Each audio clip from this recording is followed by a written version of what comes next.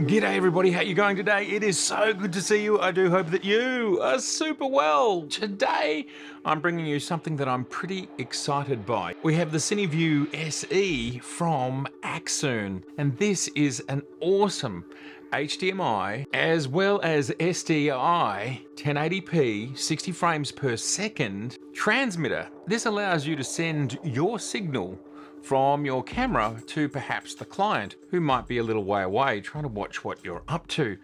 And technology like this, it allows you to do that without cables. In today's video, we're going to unbox this brand new device. We're going to take a good hard look at the I/O and what our expectations are with this device. And then in our next video, we will head out to the field and test this thing for real. Are all the claims that are made, are they going to work? For example, range up to 360 meters. That's a pretty long way. How well does it work being sent to your Android or iOS device? As we can see here, running on my 12-inch iPad. Okay, let's check out the new CineView SE from Axoon. We are going to unbox this little beauty here right now. And as we can see, one of the most important features of the CineView SE is this dual band transmission. It has 4 antennas, which Axoon states the CineView SE utilizes dual band transmission technology, which allows it to stream video via 2.4 GHz and 5 GHz Wi-Fi at the same time. The receiver can then intelligently identify interference and combine the two streams to form the complete audio and video stream. Some of the basics: we have SDI input and SDI output, and we have HDMI doing almost exactly the same thing. Transmission range of up to 1200 feet when there's no obstacles and no interference. Operating environment temperature is -10 to 40 degrees Celsius, and the unit is very small. If you don't include the antennas, it is 105 by 66 by 32 mils, and its weight is 210 grams for the transmitter and 210 grams for the receiver. And perhaps one of the most interesting headline features is a latency of just 0.05 seconds. The unit has a very low power draw, allowing for you to shoot longer. And not only can you use the NPF style batteries, but you can have a DC input of 7.4 to 16.8 volts, as well as powering via USB-C from a 5 volt source.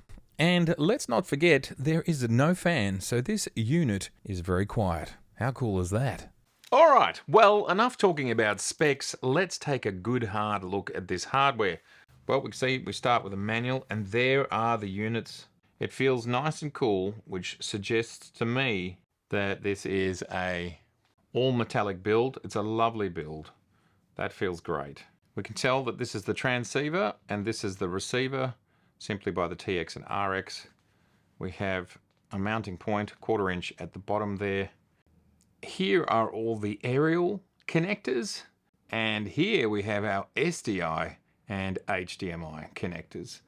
Plenty of I/O. Let's mount our batteries. The ubiquitous NP-F970 that's just used in so many places.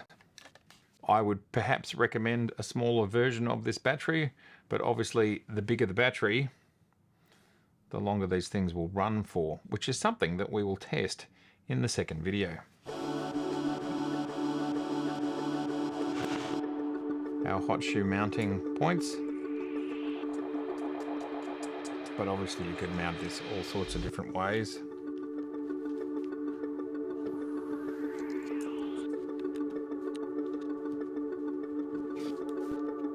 Okay, now we're going to do the antennas, of which there are many.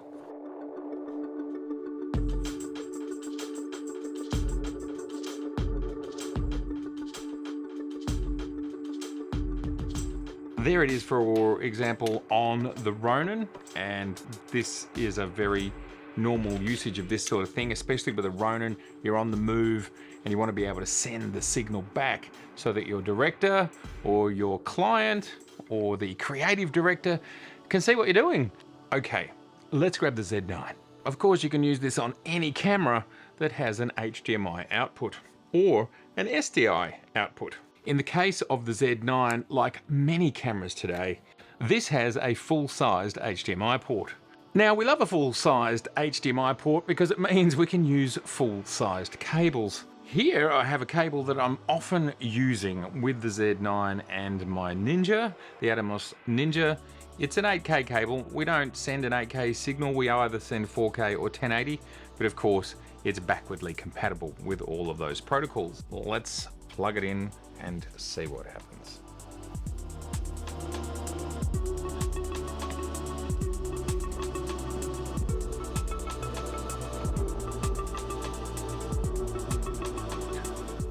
Okay, I'm powering them up for the first time and obviously can create its own network. Well, that's a lovely high-res screen. Yep, now it's saying it's getting a signal and it's 1080-24. We can see here it says 1080-24. These have found each other and there's the signal. So let's plugging in the Ninja to the receiver if it's getting a signal. Okay, that's the Z9 being transmitted to the Ninja wirelessly. Now that's super cool. And what we have here is the Z9 connected to the CineView, and then it's transmitting both to the receiver and the screen connected by HDMI, but it is also connecting directly to my iPad Pro. And we can see here wirelessly as I move the iPad back from up close to the camera, back to the table. This is a wireless signal, and you can send it to your iOS or Android devices wirelessly, and you can send to up to 4 different devices, whether it's more receivers or Wi-Fi enabled devices. And right now we're testing out the unit's capacity to record what is happening through the iPad software. We can record it to the iPad. Now we're just using the on-camera microphone, so this is going to sound super echoey, but there's a lot of features built into this. It's pretty exciting and it's pretty easy to use, I have to say. And here is the Axoon software also working on my M1 MacBook Pro. What's super interesting about the Apple ecosystem today is if you have an M1 Mac or an iOS device, they're actually using the same type of processor. So it's much easier for developers to port software. So this software looks exactly the same, it behaves exactly the same, and you can actually record on your M1 MacBook as well, these signals. And it's quite a powerful interface. You can see here it's working live. I've got it sitting over the top of the actual timeline of the video that we're making right now. And you've got a lot of control. You can get levels, you can put up LUTs, you can put up grids, you can put up different screen sizes, black and white, focus, all sorts of stuff. It's very robust software. So not only can you stream it to an iPad, an iPhone, an Android device, but also to your M1 MacBook. And I would assume that it also works now on the new M2 MacBooks. That's our system working. You can see that the playback is also being transmitted, and often I have found myself having to run cabling in order to make this sort of setup work. What we love about this setup, what we've heard, what we've read, what the specs say is it's got super low latency at 0.05.